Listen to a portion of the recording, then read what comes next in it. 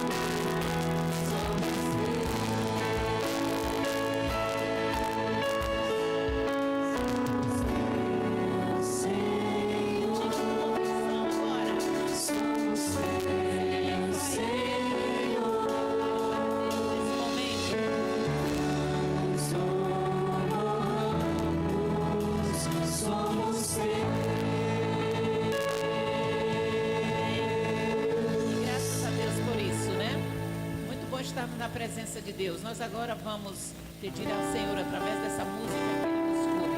Vamos ter a mesma fé daquele centurião, sempre caminhar com Jesus, mas ele disse: não precisa de fé na minha casa, não. Diga uma palavra.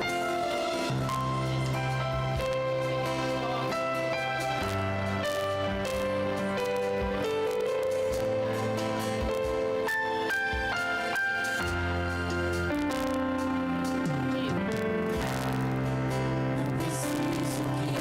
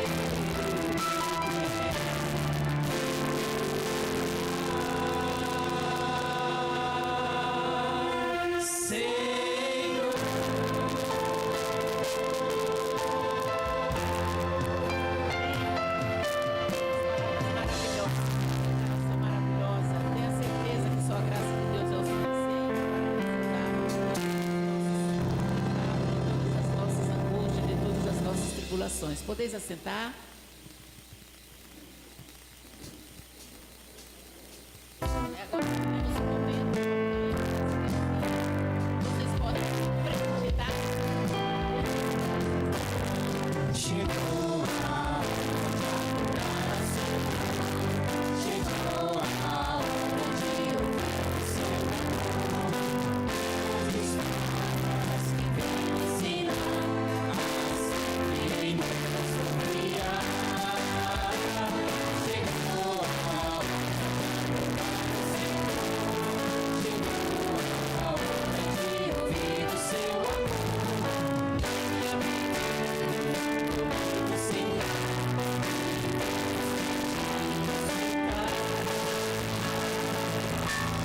Prestando atenção.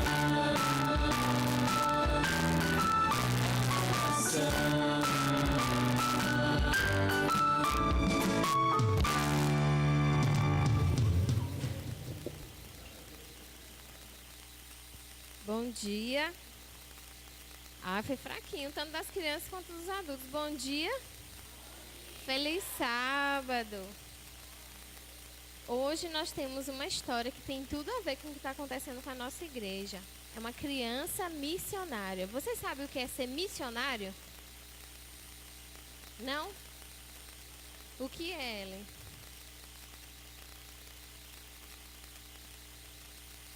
Espalhar o amor de Deus entre as pessoas. O que mais? O que o missionário faz?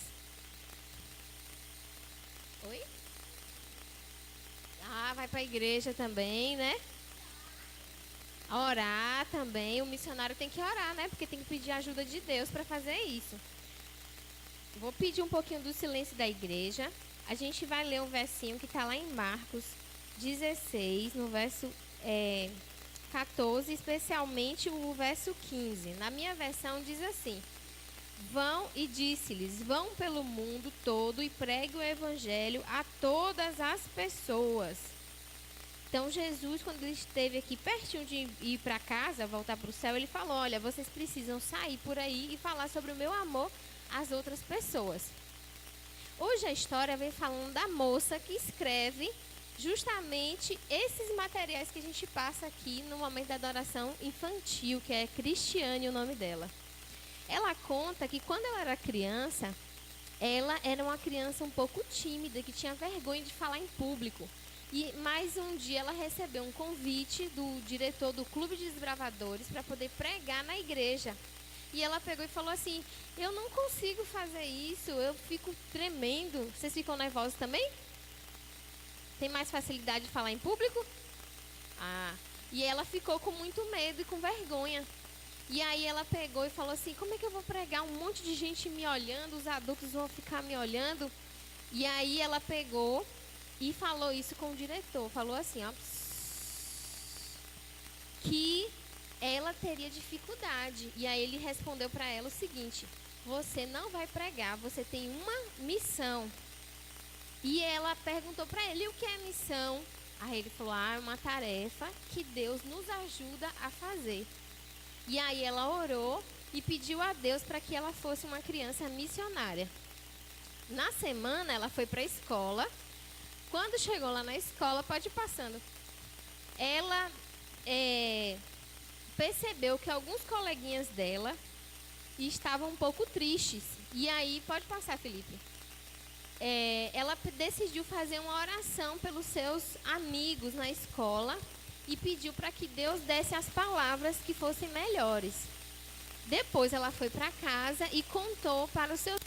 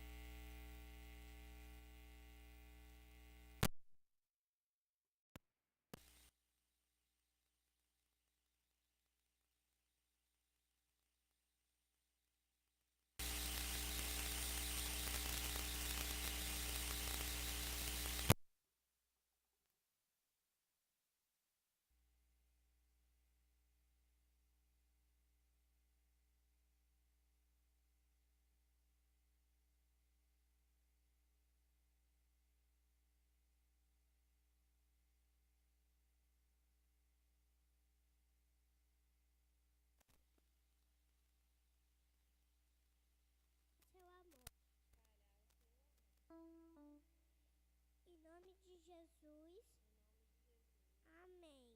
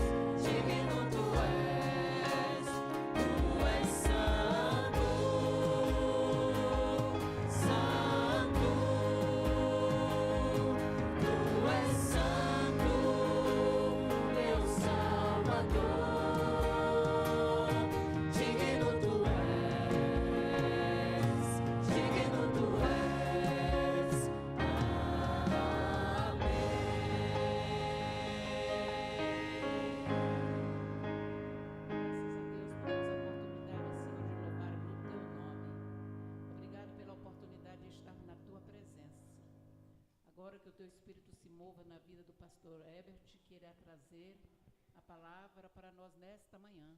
E que os nossos corações estejam abertos e acesso ao teu Espírito através da palavra de Deus. É o que eu te peço em nome de Jesus. Amém?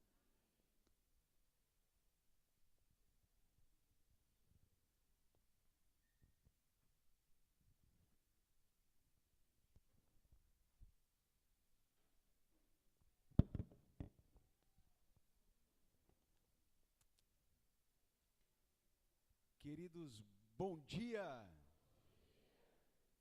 Muito bem, vocês falaram bem em coro, nem vou precisar fazer a segunda vez.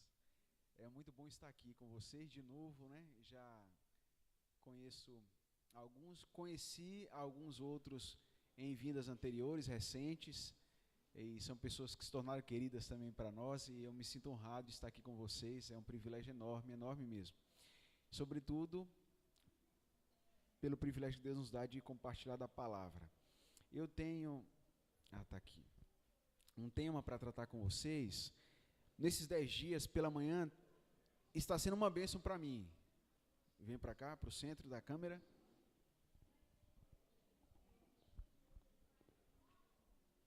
Estou bonito aí, não?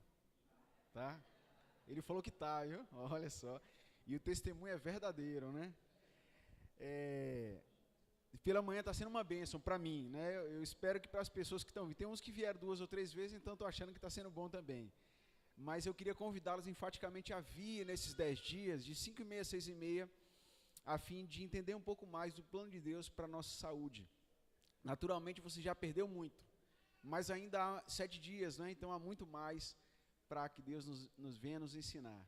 Eu acho que seria muito oportuno, e aí eu queria reforçar esse convite para você.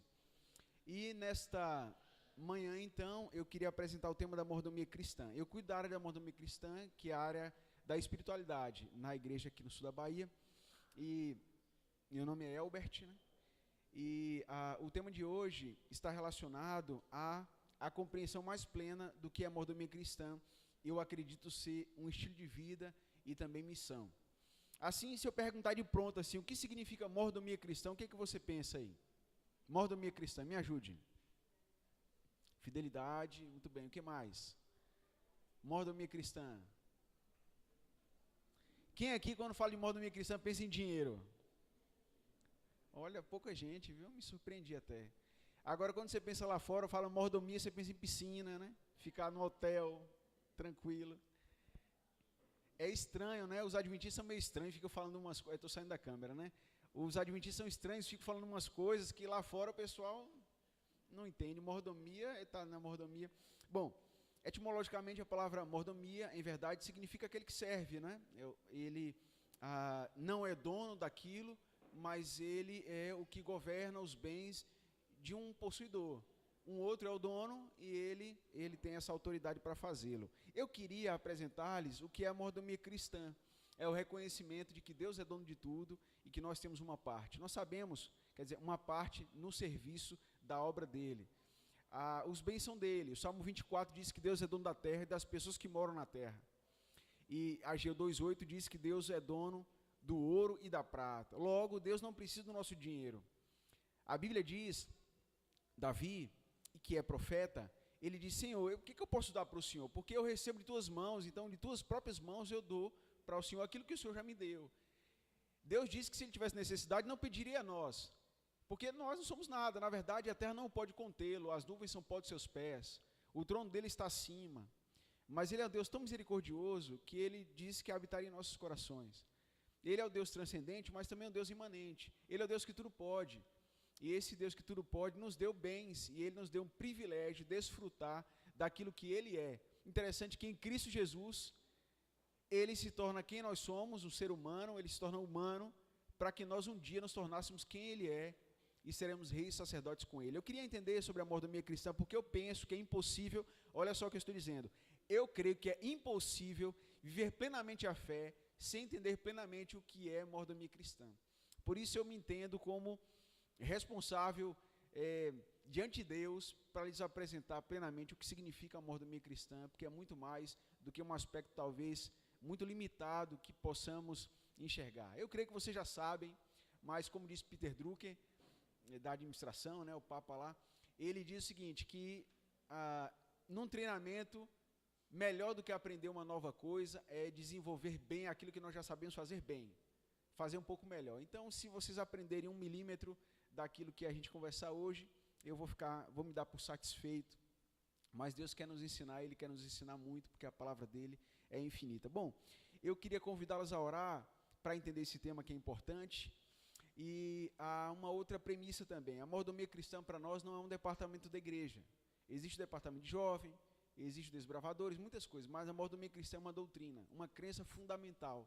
Dentre as 28, como nós cremos que existe a verdade do sábado, cremos que a Bíblia é a palavra de Deus, cremos em Deus, na Trindade, nós cremos também que somos mordomos. E entre as 28 crenças fundamentais, portanto, uma delas é essa, de modo que isso torna ainda mais importante o conhecimento desse tema nesta manhã. Assim, eu queria te pedir para que orasse.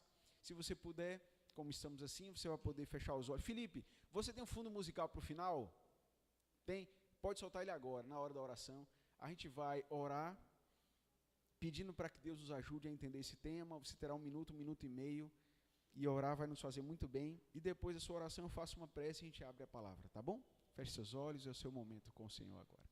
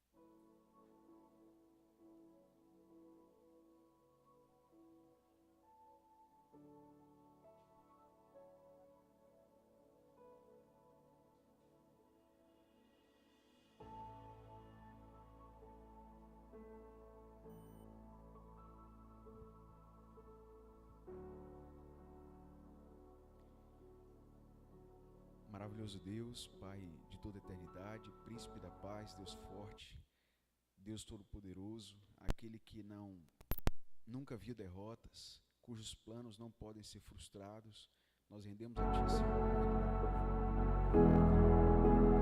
gratidão, Senhor, nós dirigimos essa bênção a Ti, sabendo que os impossíveis dos homens são os possíveis Teus, sabendo que diante de Ti nós podemos lançar toda a nossa ansiedade, porque o Senhor verdadeiramente tem cuidado de nós. Sabemos que em Ti encontramos alívio, descanso, refrigério para a alma. Assim nós abrimos o nosso coração a Ti, pedindo que o Senhor nos ensine nesta manhã e que nos fortaleça a fé, que saímos daqui com a certeza de um ponto especial. Nós oramos para que nossas mentes e corações sejam tocados agora, sensibilizados pelo Teu Espírito que aqui já está, que nós sejamos enriquecidos com bênçãos espirituais. Nós oramos em nome de Jesus. Amém. Muito bem.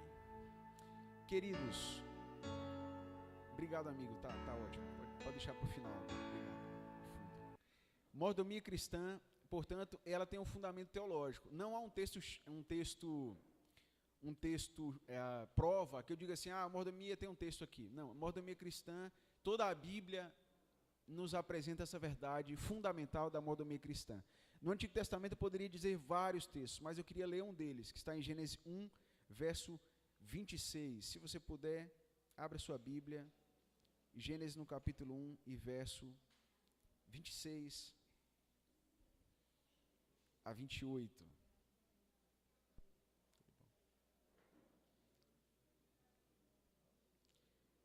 Gênesis 1 e o verso 26 diz assim. Esse é um momento importante para a gente, porque ler a palavra é ouvir Deus, né, diretamente. Vou esperar que vocês todos abram.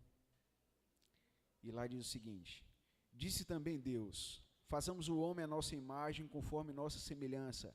Tem ele domínio sobre os peixes do mar, sobre as aves dos céus, sobre os animais domésticos, sobre toda a terra, sobre todos os répteis que rastejam pela terra. Criou Deus, pois, o homem à sua imagem, a imagem de Deus o criou, homem e mulher os criou. E Deus os abençoou e lhes disse: sede fecundos, multiplicai-vos, enchei a terra e sujeitai-a, dominai sobre os peixes do mar, sobre as aves dos céus e sobre todo animal que rasteja pela terra. Interessante que Deus, ele é dono de tudo. Deus é o Criador. Ele é o onipotente, não é? Na verdade, ele criou cada cantinho do universo, cada galáxia e estrelas mais distantes ali. Na verdade, são obra de tuas mãos. E pela sua palavra, ele fez com que tudo que existe aqui na terra viesse a ser. Mas veja, Deus, então, no sexto dia, ele cria o homem. E ao homem, ele entrega um privilégio, um dom maravilhoso. Que dom é esse? Deus deu ao homem domínio sobre a terra. Ele é quem domina sobre tudo. Mas agora ele diz: você é quem vai dominar. Como ele governa sobre tudo, o homem faria. Por quê? Porque o homem foi feito à imagem e semelhança desse Deus Todo-Poderoso. E ele desfrutaria de prerrogativas que são próprias de Deus, como o domínio, por exemplo. Então o homem, ele gozaria, ele experimentaria uma parte, um dom especial que é próprio de Deus, dominar. Mas de que modo ele governaria a terra? Não como um algoz, não é? Como um rei que explora, mas como Deus governa, com bondade e misericórdia. Assim ele esperava que o homem também, com bondade e misericórdia, dominasse na terra. Bem, essa verdade, ela se segue em toda a Escritura. Adão recebe o domínio e ali há uma criação. A humanidade transgride, passa por dificuldades, e a história de Noé, que história é essa? Essa é uma história de salvação, não de destruição. É a história de redenção e não de perdição. Em verdade, você sabe que o homem estava condenado. E só havia uma alternativa do homem se salvar. Qual alternativa foi essa? A única alternativa é se um ser sem pecado, teria que ser homem, porque foi o homem que pecou, então o homem precisava pagar, morresse. Mas ele precisava ser Deus, para ele poder se colocar diante de Deus e interceder pelo homem. Então Deus se faz homem e ele se torna homem, mas ele não deixa de ser Deus, e ele se sacrifica pela humanidade, e agora ele se coloca diante de Deus para interceder por ela. E esse Deus que é todo-poderoso, ele só fez isso, porque um dia Deus fez com que Noé se levantasse em uma geração perdida. Se um tempo mais se passa e não há dilúvio, sabe o que haveria? Esperança nenhuma para Adão e todos aqueles que foram fiéis no passado. Mas é como se você tivesse uma fazenda, e aí o gado está todo contaminado, e você andando pela fazenda, você descobre que ali há meia dúzia de gados sadios, mas a doença, ela é tão repugnante, ela é tão vil, que ela contaminou a grama, o pasto, a cerca, tudo. E se aquele gado for tocado, para ele passar por entre os outros, ele também seria contaminado. E você vê que eles estão ali, mas se eles saem dali, eles se perdem. E você pensa numa maneira de resgatá-lo, de tirar de helicóptero, não sei. Você leva por cima, assim, e aí você precisa matar aquela grama que já está contaminada, você precisa queimar tudo, replantar, refazer, recriar, e aí você traz aqueles 6 animais e coloca de novo, e ali você tem condição de retomar o rebanho. Assim se deu na história de Noé. É uma história de salvação. E Deus esperava salvar todos aqueles que um dia creram. Então Noé, ele se levanta como um remanescente, e a história de Noé é uma história de recriação. As características da estrutura linguística que encontramos em Gênesis 1 estão em Gênesis 9. Ele recebe o domínio, ele recebe a bênção da fecundidade. E há muitas características estruturais aqui da literatura que a gente encontra no capítulo 9. Mas o mesmo se dá com Abraão. A humanidade estava corrompida, Abraão vivia no meio de pessoas corrompidas também, e ele sai de uma terra, Deus o leva para outra terra, e ele se torna representante de Deus na terra. Mas qual era o propósito de Deus? Deus queria abençoar a terra por meio de Abraão. Deus disse assim: Abraão, eu vou te abençoar, seja você uma bênção. Então ele concede uma bênção para Abraão, para que Abraão seja abençoador. Veja só, que interessante. As mesmas características de Gênesis 1 e 9 estão em 12. Ele recebe a bênção da fecundidade, ele recebe o domínio. Então há várias características claras de uma recriação aqui. Então Deus está sempre criando oportunidades para nos dar coisas, para nos dar o domínio. Para quê? Para que de algum modo Ele, por meio de nós, apareça. O livro de Atos é um livro das ações de Jesus Cristo, mas por meio dos apóstolos. E no capítulo 1 diz isso. Lucas escreveu o Evangelho de Lucas, falando das coisas que Jesus fez. E o Evangelho de Atos, que é o livro de Atos, mas é como se fosse um evangelho, das coisas que Jesus continuou a fazer, mas agora por meio dos discípulos. Você encontra isso no capítulo 1. Então, Deus, portanto, deseja nos usar como instrumentos dele. De que modo? Sendo nós representantes, somos mordomos das bênçãos que Deus nos oferece. No Novo Testamento nós encontramos alguns textos aí, e eu queria destacar Colossenses no capítulo 3 e no verso 23. Você pode abrir, mas eu vou lendo também, e diz o seguinte: tudo quanto fizerdes, fazei de todo o coração, como para o Senhor e não para homens, ciente de que recebereis do Senhor recompensa da herança, a Cristo Senhor é que estais servindo. Olha que interessante, aqui diz que o que nós devemos fazer de todo o coração, o que? Tudo são as funções da igreja? Sim, mas não apenas isso. Quando você trabalhar em sua atividade secular, cujo patrão é ateu, e você está fazendo uma obra ali ele está dizendo: olha, quando você fizer isso, faça de todo o coração, como se você estivesse fazendo para Deus. Quando você estiver se relacionando com uma pessoa que não te quer bem, que talvez te prejudicou, você está fazendo algo, mas faça como se fosse para Deus, e não para seu inimigo. Tudo quanto você vier a fazer, faça de todo o coração, porque você está fazendo para o Senhor, como se fosse para Ele, ciente de que é dele que você vai receber a recompensa e a herança, porque você está servindo, por meio da sua vida, você está servindo ao Senhor. E aí nós encontramos em Apocalipse 5, verso 9 e 10, que nós seremos o quê? Reis e sacerdotes. Por quê? Porque Jesus é rei e Ele é sacerdote. E nós seremos o que Ele é. E aí eu repito, Ele se torna quem nós somos, para nos habilitar um dia sermos quem Ele é.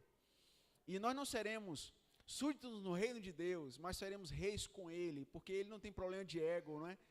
Nós reinaremos com Ele, e nós seremos sacerdotes porque Ele é. E o desejo dEle é que nós sejamos como Ele é, desde agora, porque somos a imagem, fomos criados à imagem dele, sempre foi dessa maneira. Então a mordomia cristã tem essa grande premissa, tudo que eu falei aqui é mordomia cristã. A mordomia cristã, ela abrange 4 grandes áreas.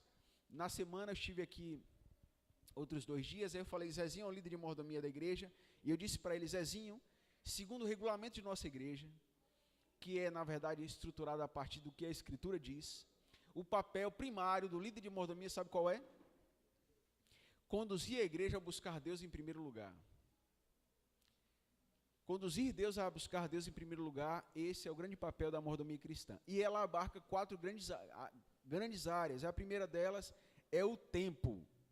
O tempo é um dom maravilhoso que Deus nos conferiu, mas uma vez experimentado, ele nunca pode voltar, né? Dinheiro você perde e ganha de novo, os relacionamentos se quebram, mas eles são curados, mas o tempo ele nunca volta, eu nunca mais serei. Eu dizia assim, olha, eu já vou fazer tantos anos, mas eu pareço que tenho 19, eu já nem falo mais, eu desisti, porque o tempo passou para mim também, né? Já não engano ninguém mais dizendo que eu tenho 20 e poucos anos, já não engano. Então o tempo passou veloz, muito veloz. Mas o que fazemos com o tempo, isso sim, isso é mordomia cristã. Isso é mordomia cristã. Só que nós vivemos hoje em um momento da história em que as coisas são mais rápidas. Então nós podemos fazer mais coisas em menos tempo. Então o tempo sobrou para todo mundo, sim ou não? Todo mundo tem tempo e abundância. Todo mundo desocupado, não é assim hoje? Todo mundo tranquilo, na rede, porque você faz coisas mais rápido. É assim ou não? É ou não? Não deixe ser enganado pelo pregador não, viu? Não é assim. Não é assim, tudo é rápido. Mas isso fez com que a gente também tivesse a mente mais acelerada. E agora, 36 horas, eu acho que não daria para fazer tudo que a gente almeja fazer num dia só. Comigo é assim, você dorme, e aí dormimos menos. E sabe o que acontece? Nós estamos sendo regidos debaixo do chicote. E eu vejo assim, às vezes com muita clareza, o inimigo de Deus, e sem nos aperceber, nos conduzindo debaixo do chicote dele. Porque, sabe por quê? Porque nós não temos mais o domínio nem mesmo do nosso tempo. Nós somos vítimas. E sabe o que acontece? Somos atropelados o dia todo, chegamos em casa cansado. Aí você liga a TV, e lá você é bombardeado com mais coisas que você precisa ganhar, ter, que você precisa saber, porque senão você vai ficar por fora. Você precisa comprar, então você precisa trabalhar mais. Depois de você receber essas informações todas, aí você vai dizendo, vou sentar um pouco para não fazer nada. Só que existe isso. Eu descobri que na nossa sociedade, ninguém mais fica sem fazer nada. Porque na hora de não fazer nada, você está fazendo o quê? Pelo menos subindo assim a tela, né? E aí, não existe mais o tempo de reflexão. Somos uma sociedade irreflexiva. Nós não pensamos mais. Nós, como uma manada, assim, nós estamos sendo ditados por um momento. E as situações externas é quem dizem o que devemos fazer e como reagimos. Nós não temos tempo mais de pensar. Temos sido escravos. Mas Deus não nos fez para ser escravos. Ele nos fez para ser livres. E a verdade dele nos liberta. Somos mordomos do tempo. O tempo, ele não é nosso, ele é do Senhor. E eu queria muito que você se lembrasse da otimização, da forma como você usa o seu tempo. Dando primeiro, eu vou ficar nisso aqui, um primeiro e um grande conselho para a administração do tempo. Busque em primeiro lugar o Senhor. Sabe por quê? Porque quando nós despertamos, as primeiras impressões do dia vão governar as nossas emoções, as nossas sensações durante todo o dia. E aí, se eu falar uma besteira, não me corrija agora não, mas depois você me corrige, Leia. Então, Leia está aqui, especialista.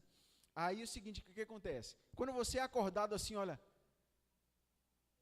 Marise, não sei quem morreu, Marise, acorde. Aí o coração já vai lá na boca, né? Ela acorda. Aí depois ela vai digerir essa informação. Ela vai seguir o dia todo. No dia, ela vai ter uma rotina comum, como qualquer outro dia, ela fazia as mesmas coisas, foi no trabalho, visitou não sei quem e tal, foi. Terminou. Mas sabe como foi aquele dia? Como é que ela avalia o dia no final? Que dia horrível. Mas aí então Cláudia acorda diferente. Marise, bom dia! Já deixa o café na cama, né? Leva o café na cama. Todo dia Cláudio faz isso, sabe, né? Cláudio é uma referência, né?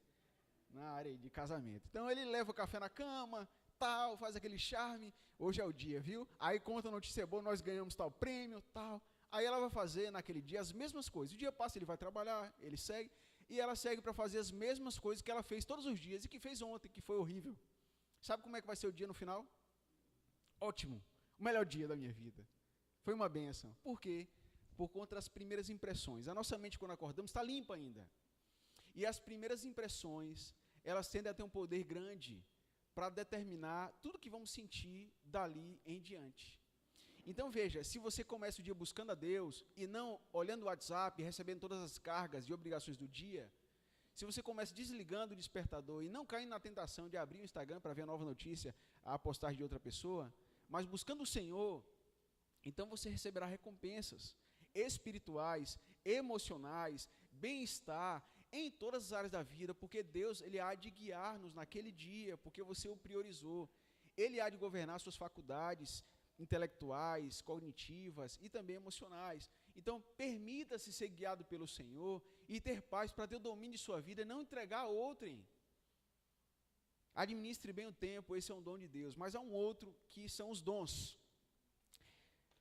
Os dons, interessante. Deus, Ele quer nos usar, sim ou não? Ele quer nos usar. E sabe de que modo Ele nos usa? Por meio dos dons. A Bíblia diz em 1 Coríntios 12, 7, que cada dom é concedido para um fim proveitoso. Então, o Espírito Santo, Ele escolhe e Ele entrega os dons. E todas as pessoas que um dia aceitaram a Cristo, receberam dons espirituais. E quando recebem, então, eles recebem uma investidura para uma missão, para uma obra. E quando nós fazemos aquilo que Deus nos conferiu fazer, nós sentimos Ele nos impulsionar, sentimos Ele agir em nós. Isso é uma bênção, é uma forma de experimentar uma relação mais íntima com Deus. Mas quando recebemos um dom e nos privamos de usá-lo, nós estamos privando a nossa relação com Deus. Nós estamos interceptando a comunicação de Deus conosco. E mais, sabe para que serve o dom, segundo a descrição de Paulo em Coríntios? Para aperfeiçoamento da igreja. Então, de quem é o dom? Se Deus me deu o dom de cantar e eu não canto, de quem é o dom? O dom é da comunidade, para o aperfeiçoamento da comunidade. Mas aí eu não entrego. Eu estou usurpando aquilo que não me pertence e eu estou tomando aquilo de quem é de direito, a comunidade. Porque todos os dons são para o aperfeiçoamento da igreja, da comunidade de fé. Então, se eu não uso um dom, eu estou privando a igreja, portanto. E mais, há mais coisas ainda. Lá em Mateus 25, é apresentada uma parábola dos talentos. E você sabe, tem muitas aplicações, mas uma delas são os dons ali. E esconder o talento naquele homem redundou em perdição. Por quê? Deus, Ele é todo poderoso. Há impossíveis para Deus, sim ou não? Sim, olha, Senhor, Tu és todo poderoso. O Senhor pode parar o sol, o Senhor pode criar, recriar, destruir, explodir, fazer um novo, mas aqui não. Aqui não. Esse dom eu não quero. Às vezes dizemos assim, olha, Deus é onisciente. O Espírito me entregou o dom de cantar, mas a igreja precisava de pregadores. Por que Deus me entregou o dom de cantar? Não tem tanto cantor nessa igreja, eu não vou cantar. Quer dizer, o Espírito Santo parece que não sabe que a igreja precisa de pregador. Quer dizer, se pensasse um pouquinho, se Deus pensasse um pouquinho, Ele me daria outro dom e não esse, porque já tem muito. Percebe que às vezes nós fazemos isso, acreditando que sabemos mais do que Deus. Então veja, receber o dom é algo muito especial. Privar dele é algo muito desastroso. E repito, na parábola dos talentos, privar os dons redundou em morte, em perdição para aquele que o fez, porque interceptou a relação com Deus. Ele tirou a oportunidade de Deus agir em sua vida. Não se permita viver uma experiência assim, tão temerária. Não se permita, não se permita. Isso é mordomia cristã. Mas também há um outro aspecto que é o corpo. Interessante. Eu nem sei se eu disse isso, que eu estou falando todo dia, uma hora eu vou repetir alguma coisa, né? Mas um dia Deus disse o seguinte: Moisés, eu quero muito habitar no meio do meu povo. O meu povo é pecador, e nem Moisés podia ver a face de Deus. Ele falou, vou passar de costas, você vai me ver de relance.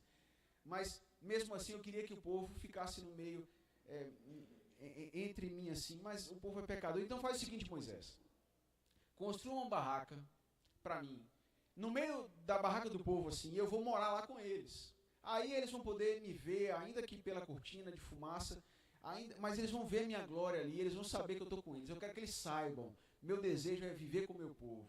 Emmanuel significa isso, Deus conosco. Então, na verdade, a encarnação de Cristo foi a representação do desejo que sempre esteve, um desejo perene do coração de Deus. Quando Moisés construiu a barraca, então, Deus diz, agora eu vou habitar no meio do meu povo. Esse é o meu desejo. Está em Êxodo 25, verso 8, né? E ali o povo via a glória de Deus encher aquele lugar, e Deus estava presente no meio do povo.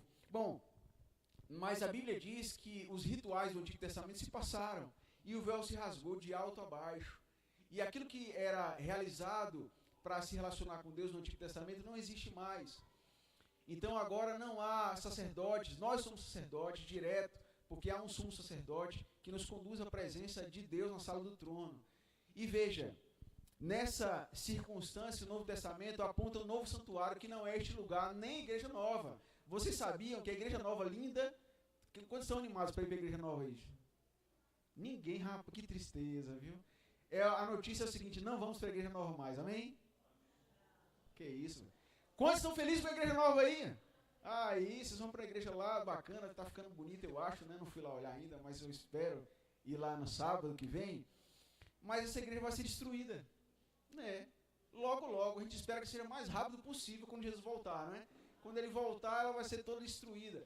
E qual o santuário que ele chama de santuário de fato? É o seu corpo. O seu corpo, como ele habitava e revelava sua glória naquela barraca, chamado tabernáculo do Antigo Testamento, assim ele deseja revelar a glória dele por meio da sua vida, através do corpo. Então, cuidar do corpo é cuidar da manifestação. Nós temos dito isso, Deus fala conosco de forma cognitiva. Se você descuida da sua saúde de modo a sua mente ficar entorpecida, seu corpo debilitado, a saúde está diretamente relacionada a aprendizado, diz a neurociência. Saúde e aprendizado há uma relação íntima. Então, se eu tenho uma saúde debilitada, menos eu posso experimentar da presença de Deus.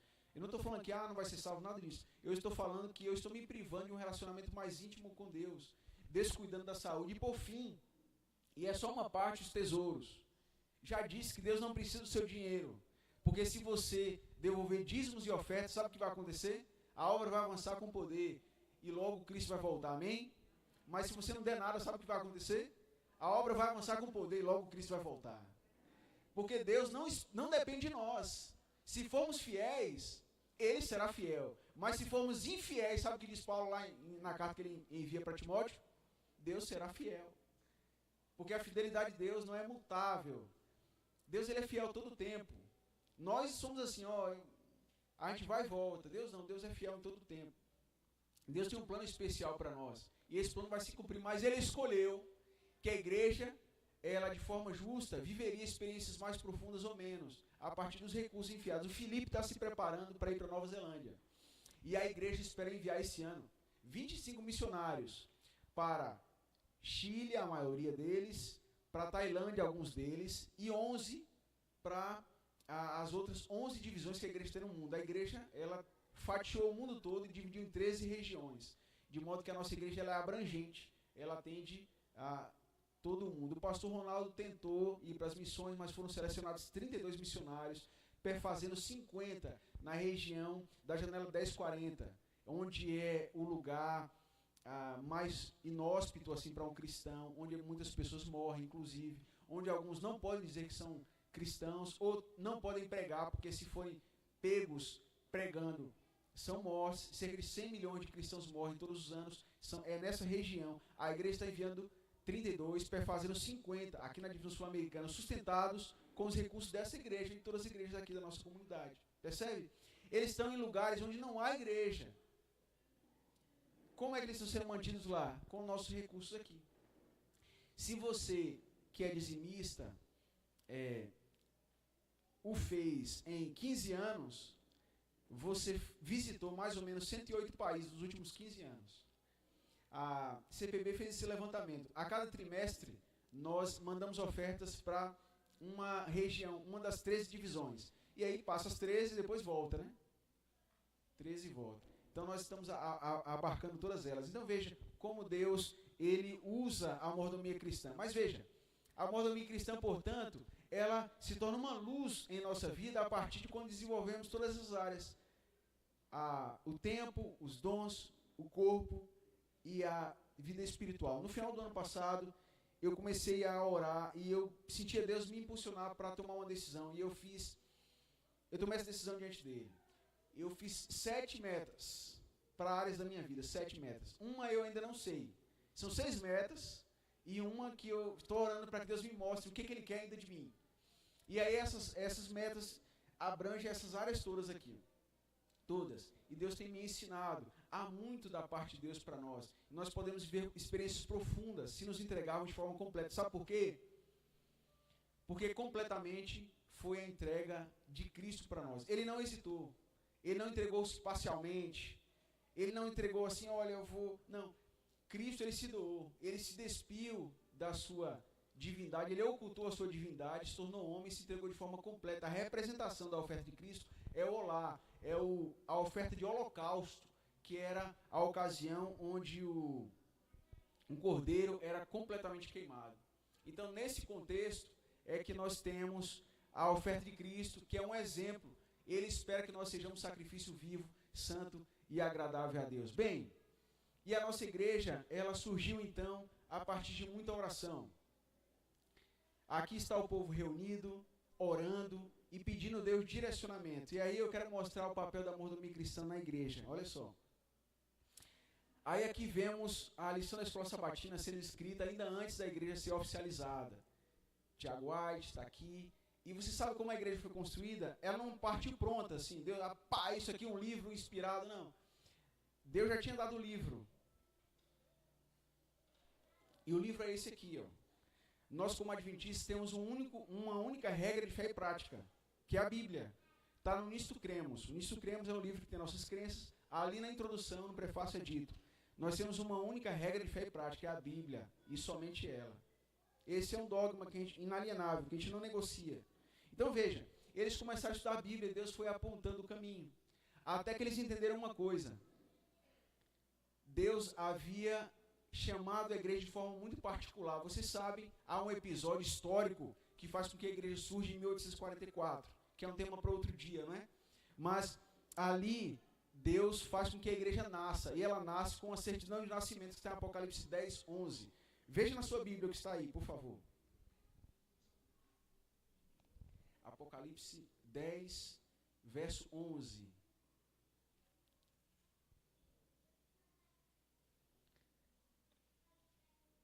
Essa aqui é a certidão de nascimento. O capítulo 10 apresenta o grande desapontamento que a igreja viveu. E o verso 11, a certidão de nascimento, diz assim: então me disseram, é necessário que ainda profetizes a respeito de muitos povos, nações, línguas e reis. Então a igreja entendeu uma coisa: nós não somos uma igreja local, nós não somos uma comunidade congregacional. É por isso que os recursos que entram nessa igreja se espalham, vão para a divisão sul-americana, passando pelos níveis, né? E alcançando, em última instância, de forma global. E ela chega até a conferência geral e volta descendo, sendo beneficiada de forma ampla. Então veja, nós temos uma só estrutura. A igreja entendeu que havia uma pregação para se dar em todo o mundo. Então, ela envia o primeiro missionário. Não foi? Parou? Parou aqui, Felipe, não sei o que. Pronto. Ela envia o primeiro missionário a Além-Mar. Eu já estou rumando para o fim. E esse missionário é o John Andrews. Veja, o John Andrews, ele era um homem destacável. Um dia, alguém perguntou assim para John Andrews: Andrews, eu soube que você decorou a Bíblia toda. Ele: não, na verdade, se o Novo Testamento se perdesse, eu poderia reproduzi-lo palavra por palavra, mas o Antigo Testamento ainda me falta alguns versos. Quando ele vai para a missão, para a Suíça, Ellen White diz assim: nós estamos enviando o melhor que nós temos. O melhor que nós temos. E esse homem, ele vai, sabe de que modo? Quando a igreja compreendeu a forma de gerir os recursos que ela tem. Como foi isso? Eu vou passar mais adiante aqui, eu vou saltar isto. Olha só, a igreja, ela entendeu, um dia ela estabeleceu uma comissão. John Andrews perguntou assim, olha, Ellen White, como é que deve gerir os recursos da igreja?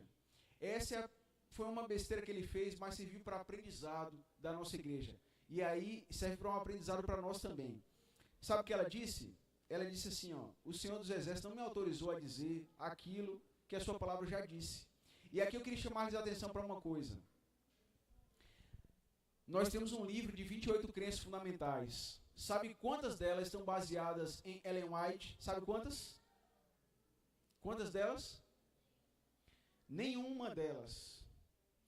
Todas as crenças fundamentais da Igreja Adventista estão alicerçadas na Escritura, e unicamente na Escritura. No livro Mensagens Escolhidas, volume 3, o capítulo 4, fala da primazia da Escritura. Ela diz assim, olha, alguns dizem, a irmã White disse isso, a irmã White disse aquilo. Ela diz assim, ó, faça o que o Senhor dos Exércitos diz, ouça o que o Senhor dos Exércitos diz, faça então o que ele manda. Ninguém deve dizer, a irmã White disse isso, a irmã White disse aquilo, e ser ela um padrão para alguém. Qual é o padrão para a igreja? É a Escritura, Cristo apresentado e revelado na Escritura. Sabe o que ela disse? Ela disse que se nós estudássemos a Bíblia,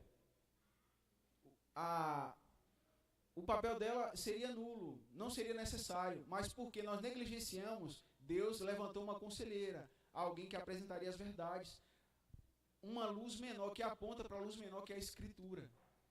Nós sabemos que não existem graus de inspiração. Moisés foi mais inspirado que Isaías?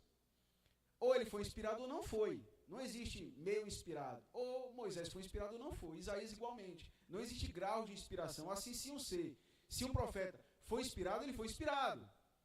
E nós acreditamos que Deus usou aquela mulher. Mas o que existe é o grau de autoridade. Os livros dela nunca ocuparão o lugar que a Bíblia ocupa. E quem disse isso? Ela própria. Ela própria. Então, não se prega na Igreja Adventista livros de Ellen White. Não se estabelece doutrinas a partir do que ela falou. Não se usa Ellen White para defender verdades e apontar pessoas. Se usa como uma serva do Senhor, uma mulher diferente, uma mulher que foi diferente na sua época, que falou do futuro. Na verdade, as verdades dela são evidentes nesse tempo. Mas ela apontou para a Escritura e ela disse que nós devemos nos alicerçar na Escritura. Ela disse. Então, se você gosta muito dela, seja fiel ao que ela falou, primando pela Escritura. Mas eu queria voltar ainda, rumando para o fim aqui, o seguinte. Quando a igreja entendeu, a igreja ela dizimava, e a terceira linha, a linha amarela, são as ofertas missionárias. Perdão, a verde. A verde são as ofertas missionárias, elas eram maiores.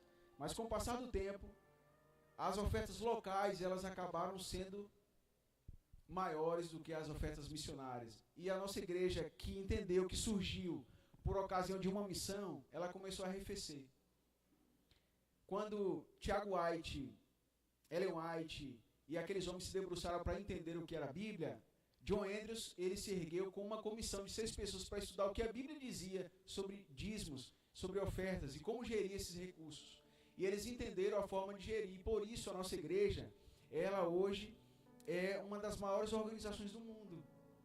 Nós temos aviões, hospitais. Nos Estados Unidos, a maior rede de hospitais de plano de saúde é a Adventist Health. Nós temos hospitais aqui. E uma das maiores redes de educação no Brasil é a Adventista. E isso porque a igreja entendeu que um pastor não ganha mais do que o outro, que nenhum pastor pode ser rico. Nenhum pastor pode ser rico, mas tem que viver da causa. Assim a igreja foi entendendo e ela foi se primando, se aprimorando. E John Andrews, ele pôde servir de forma integral. E eu queria apresentar, por fim, e eu vou terminar com a história de Andrews. Andrews, ele era um homem de Deus. Quando ele foi para a Suíça, ele foi não sem perda. Ele havia perdido a esposa, agora ele vai com os filhos. Ele perde filhos na missão. Esse homem, ele havia entregado o tempo dele ao Senhor, os dons dele ao Senhor, o corpo dele ao Senhor. E um dia na Suíça ele adoece. A igreja manda um médico. E quando o médico ele investiga a situação de saúde dele, manda uma carta para a Associação Geral e explica o quadro de saúde de Andrews, dizendo o seguinte: este homem está com fome, dele comida e ele estará bem. Qual era a questão de Andrews? Andrews recebia um recurso para aporte pessoal e um para missão. Mas a escassez do recurso da missão era evidente. E ele dizia, eu preciso colocar mais. E entre comer e escrever em francês e publicar e pregar, ele preferia investir na obra missionária. Chegando ao ponto de padecer. Padecer severamente. Eu sempre me emociono quando eu conto a história dele. E eu vou apresentar uma carta que ele escreveu, se eu conseguir ler. Mas veja, esse homem entregou tudo a Cristo e a sua causa. Porque ele entendia que Cristo deu tudo para ele. Quando nós falamos de dieta, de saúde, de dízimo, de oferta, Deus não precisa de nada disso. Mas Ele está falando de um bem que Ele está nos dando em verdade. Ele se entregou por completo e Ele sabe que uma entrega completa traria vida e paz para nós, que nós só encontramos nele. Não há no mundo paz verdadeira, não há alegria verdadeira nas coisas deste mundo perecíveis, mas em Cristo, de modo que Ele quer nos envolver e de forma holística quer nos usar. Veja, os recursos que investimos possibilitou John Andrews ir à missão e pregar para muitos, e muitos foram salvos. Interessante que um pouco mais, pode ser mais uma pessoa que vai sair da morte para a vida, e ele investia mais. Um pouco mais de tempo dedicado à pregação, pode ser mais alguém que vai viver uma vida de paz. Se eu colocar mais dons, talvez mais alguém pode conhecer a Cristo. Se o meu corpo estiver limpo, talvez com mais clareza eu possa entender as verdades dele e apresentar para alguém. E Andrews, ele escreve essa carta para Uriah Smith. Uriah Smith, ele era editor da Review and Herald e ele era o secretário da Associação Geral no tempo. Eles eram muito amigos. Haviam duas irmãs, Andrews casou com uma e Smith casou com a outra. Então, perto de morrer, ele escreve uma carta para Uriah Smith. E a carta, nesses termos: no presente momento, em razão da minha enfermidade, ele já estava enfermo porque sua filha adoeceu, uma doença contagiosa, e disseram, se você cuidar dela, você vai morrer também. E aí ele cuidou dela e morreu também. E agora, ele estava no leito de morte quando escreveu, no presente momento, em razão da minha enfermidade, sou levado a encarar a face da morte. Há uma coisa que me incomoda, a qual apresento-lhe através de um pedido. Caberá a você mencionar a minha morte na Review, que era a revista adventista. Eu lhe imploro que faça a declaração mais simples e curta possível, e eu solenemente lhe conjuro a excluir qualquer palavra de elogio. Um texto de uma coluna será suficiente para tudo que precisa ser dito. Faço esse pedido, pois temo que a gentil consideração que você tem por mim o compelirá a dizer aquilo que não mereço e o que não deveria ser dito. Minhas melhores ações tiveram em si traço de egoísmo ou faltaram no amor a Deus e aos homens. Rogo-lhe, portanto, por todo o carinho que você tem por mim, que considere este meu sincero pedido. Percebe? Quando eu olho para essa carta aqui, um gigante, ele não se poupou. E esse homem disse, olha, minhas melhores ações tiveram esse traço de egoísmo ou faltaram amor a Deus e ao próximo. E aos homens. Eu fiquei pensando em mim. E como eu encontrei sujeira no meu coração. E não foi pouca não. Clamando a Deus por misericórdia. Pedindo ajuda. Porque muitas boas ações aparentes, em verdade, escondem intenções ruins. Aqui é um homem sincero e humilde. Mas um homem que poucos viveu o cristianismo, como poucos, viveu de forma integral. E o que dizer de mim então? Eu fiquei pensando nisso. Se esse cara falou isso, se escreveu uma carta como essa,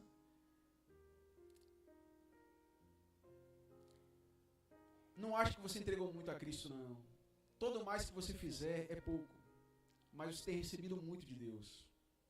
Se você um dia puder dar alguma coisa para Ele, é porque Ele já superabundou a sua vida com as bênçãos dEle. Se você tirar um tempinho para orar, você não está fazendo favor nenhum a Ele, apesar de Ele mesmo ter prazer nisso. Se inclina para nos ouvir, toma o tempo, tem a atenção voltada para nós, nos ama com amor eterno. Em João 13, final do verso do capítulo 12, diz assim, Alguns aceitaram a Cristo, mas não serviam porque não seguiram, porque tinham medo de ser expulsos da sinagoga, amaram mais o mundo, a glória do mundo, do que a glória de Deus. Mas lá no capítulo 3, nos primeiros versos, diz assim: mas Cristo os amou até o fim. Nós estamos rejeitando a Cristo em muitas nossas ações. Mas enquanto fazemos isso, sabe o que Ele está fazendo? Nos amando. Com laços de amor, tentando nos trazer para perto dEle. Tentando nos dissuadir do mal. Tentando modelar nosso caráter, nos transformar, tirar o egoísmo. Ele não desiste de nós. Você já desistiu dele às vezes, deu as costas, eu fiz muitas vezes. Mas eu lembro dessas ocasiões e sei que Ele estava lá comigo, sendo paciente, longânimo. Deus espera que tenhamos uma vida de entrega, queridos. Uma vida de entrega. Cuidar da saúde, dos tesouros, dos dons e do seu tempo é cuidar de uma vida de paz, de realizações, daquilo que Deus deseja fazer, do muito que Ele deseja fazer. Há uma mensagem a ser pregada e precisamos nos empenhar também a ela. Se você é líder de alguma área da igreja, você é mordomo, porque você está exercendo um dom, e esse dom é um dom de Deus. Eu queria convidá-los a orar nessa ocasião por uma necessidade de entrega. O holocausto, o olá, era uma oferta completamente queimada, não restava nada. E a fumaça que subia representava a intercessão, que chegava com cheiro agradável a Deus. O apóstolo Paulo diz que nós devemos entregar o nosso corpo como oferta viva, como sacrifício vivo, como um olá, um holocausto, de forma completa. E eu queria pedir que você orasse por essa entrega. Se você puder ficar de pé, é o seu momento de orar. Você ora depois da sua oração especial.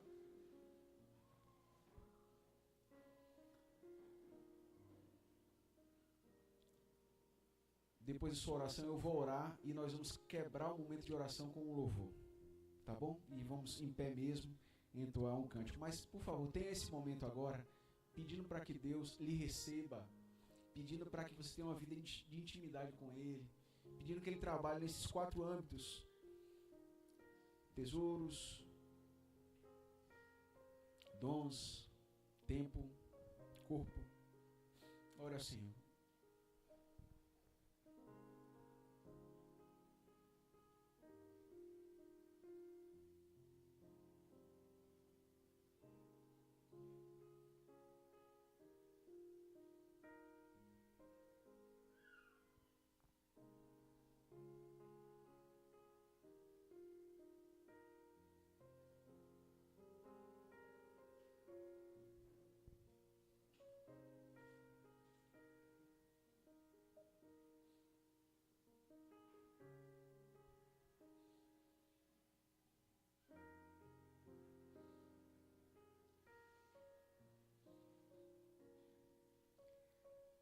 Santo Deus e amado Pai, muito obrigado, Senhor, por nos amar tanto, por não poupar-se, o Pai não poupar ao Filho, o Filho se entregar de forma completa, e porque todo o céu trabalha em nosso favor neste tempo.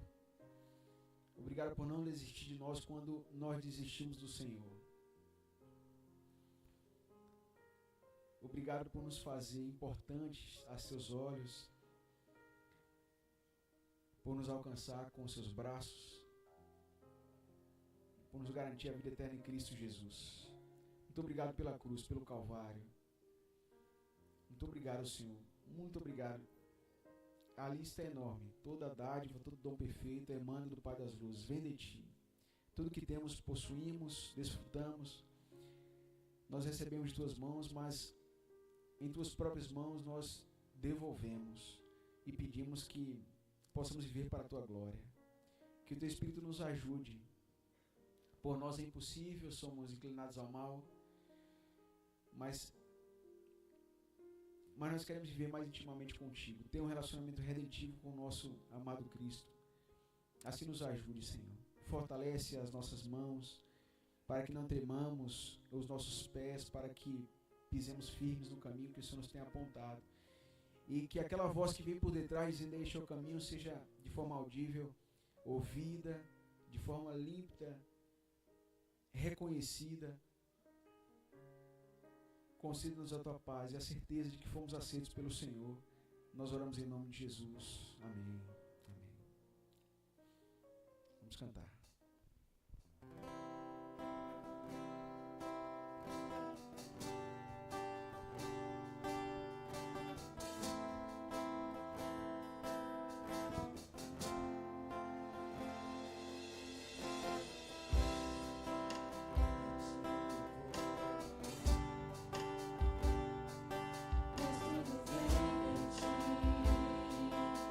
Tudo está em ti.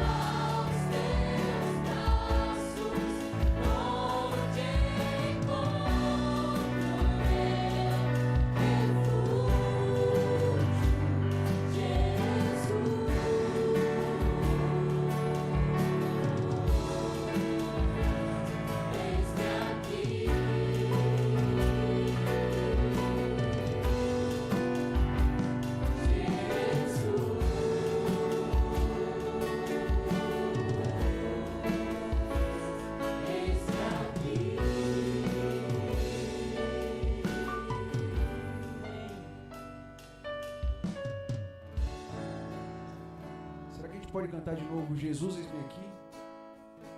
Jesus,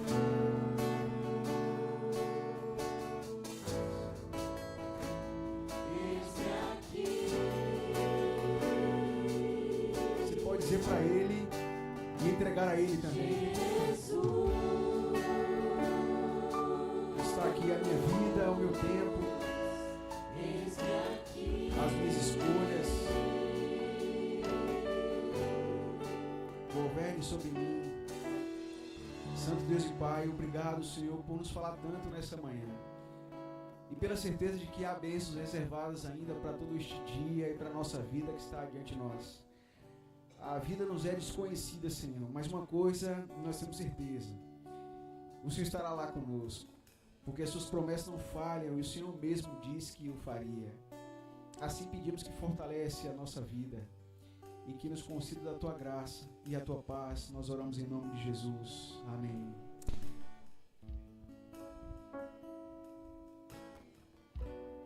Pode sentar um pouquinho.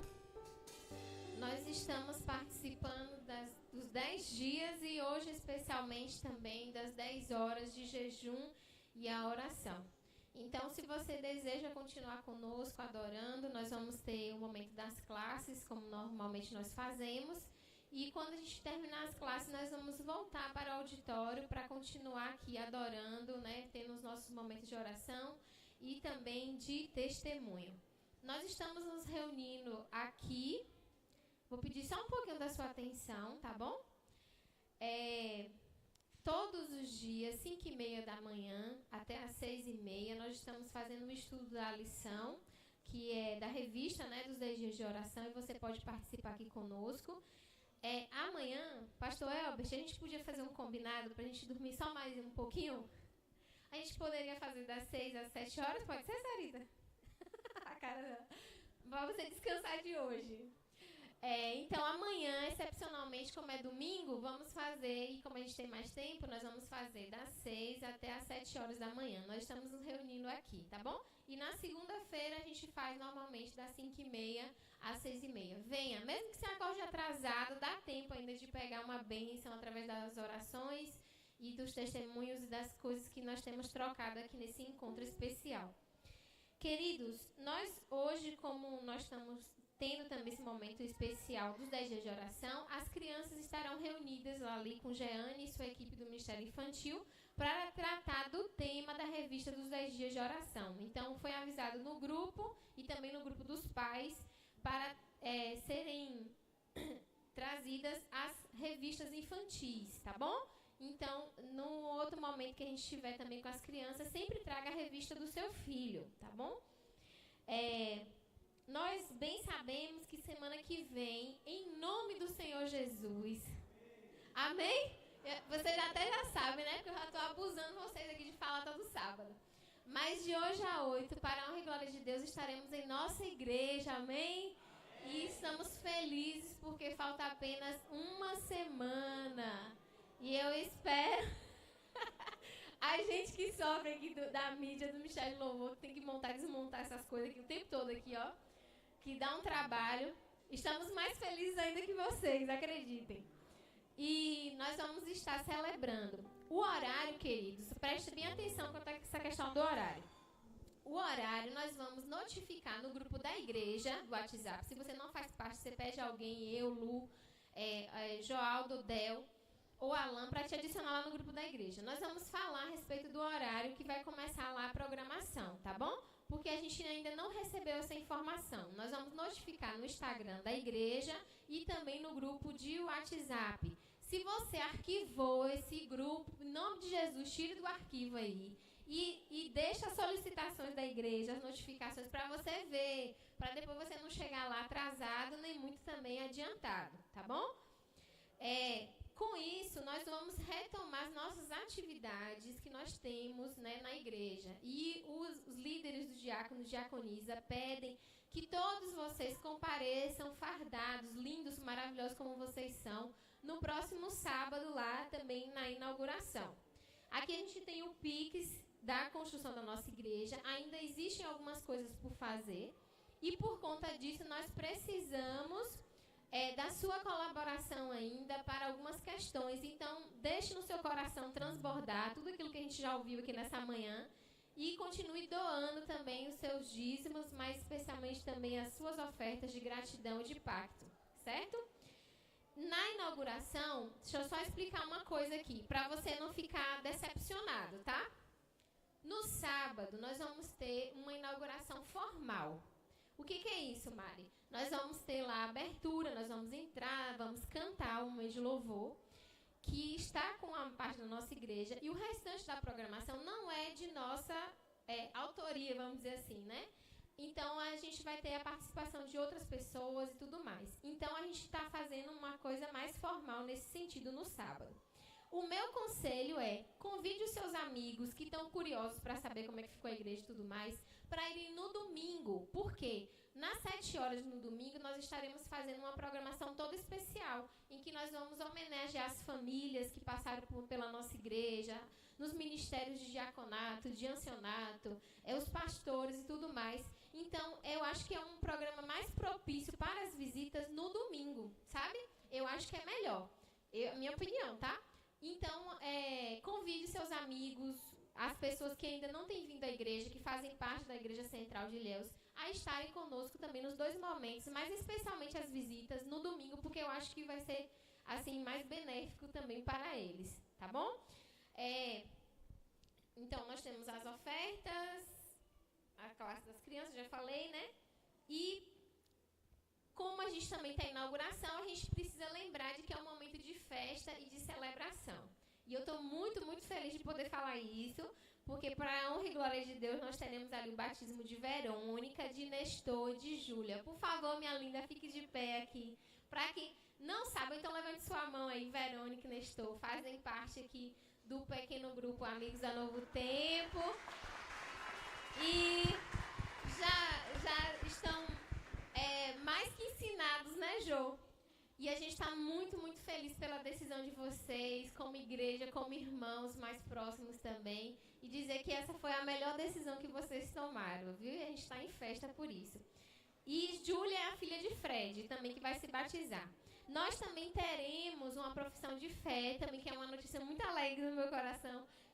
Andressa também vai participar desse momento, amém? E ela, levanta a mão assim, que ela é tímida. Ela vai estar fazendo uma profissão de fé, né? E fazendo parte, então, de forma oficial, porque ela já faz parte, eu acredito. Ela e Saulo, viu, Saulo? Tem que voltar a tocar aqui com a gente também. De forma oficial também na nossa igreja, a gente está muito feliz. E a nossa oração, enquanto liderança e corpo dessa igreja, é que todos os cultos a gente tenha alguém para ser batizado. Eu creio que Deus pode fazer isso em nosso meio, né? Amém. E para a gente terminar esse momento aqui, queridos, nós temos aqui, o pastor Elber já falou também, nós temos nosso querido Felipe, que vai estar nos deixando ali na mídia, e vai estar indo para Nova Zelândia, lugar feio, né, amigo? Mas aproveite lá.